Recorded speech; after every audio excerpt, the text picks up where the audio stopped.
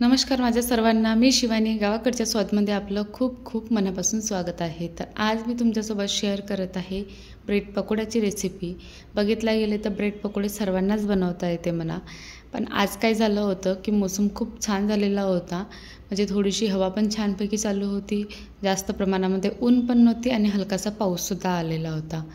तर म्हटलं चला की आज ब्रेड पकोडे बनवूया गरमागरम.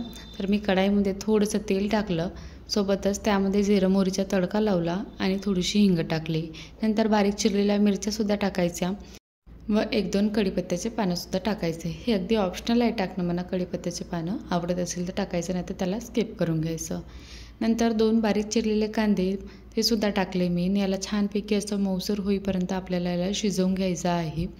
नंतर त्यामध्ये मी पाऊण चमच हळद, अर्धा चमचा जवळपास आमचूर पावडर, 1 चमच धनिया पावडर, 1 चमच जिरा पावडर आणि चवीनुसार मीठ टाकून याला मिक्स करून घ्यायचं. यामध्ये मी रेड चिली पावडरचा यूज नाही केलेला आहे. मिरच्या जास्त प्रमाणामध्ये टाकल्या होत्या, तर तुम्हाला आवडत असेल तर तुम्ही टाकू शकता. नंतर यामध्ये उकडलेले आलू 3-4 आलू घेतले मी, त्याला हाताने असं रफली मॅश करून टाकून द्यायचे आहे. त्यालासुद्धा छानपैकी असं मऊसर होईपर्यंत आपल्याला शिजवून घ्यायचं आहे 1-2 मिनटं. नंतर यामध्ये मी कोथिंबीर व सोबतच थोडंसं लेमन ज्यूससुद्धा टाकलेला आहे आणि याला 1च मिनटं मिक्स करून आपल्याला साईडला ठेवून द्यायचं आहे. नंतर बॅटर तयार करून घेण्यासाठी यामध्ये मी एका भांड्यामध्ये 1 कप बेसन घेतलेलं आहे. त्यामध्ये एखादा चमचच्या जवळपास रेड चिली पावडर टाकायचं, पाऊण चम्मच हळद टाकायची व चवीनुसार मीठ टाकायचं.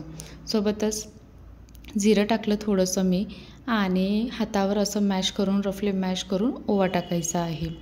सोबतच मी थोडासा कोथिंबीरसुद्धा टाकलेला आहे आणि नंतर यामध्ये गरजेनुसार पाणी टाकून आपल्याला बॅटर तयार करून घ्यायचं आहे.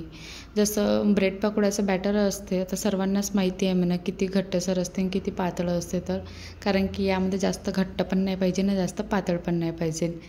तर अशा प्रकारे आपल्याला बॅटर तयार करून घ्यायचं आहे आणि नंतर भरीतसुद्धा तयार आहे, बॅटरसुद्धा तयार आहे. तर मी ब्रेडच्या स्लाईस घेतल्या 4 आणि एका स्लाईसवर काय केलं मी हिरवी चटणी लावून घेतली आहे.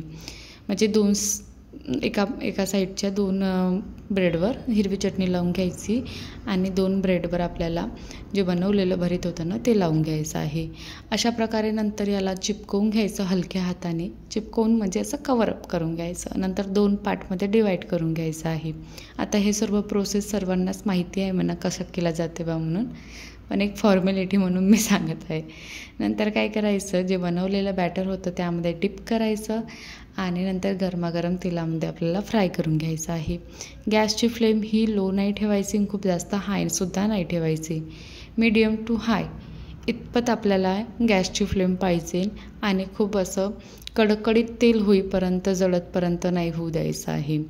तर अशा प्रकारे क्रिस्पी होईपर्यंत आपल्याला ब्राउनिश कलर येईपर्यंत शिजवून घ्यायचं आहे आणि बाकीचे पण सुद्धा तसेच बनवून घ्यायचं आहे. तर मी याला अलटपलट करून मीडियम टू हाय फ्लेमवर गरम तेलामध्ये फ्राय करून घेतलेले आहे आणि ब्राउनिश कलर होईपर्यंत याला शिजवून घ्यायचं आहे.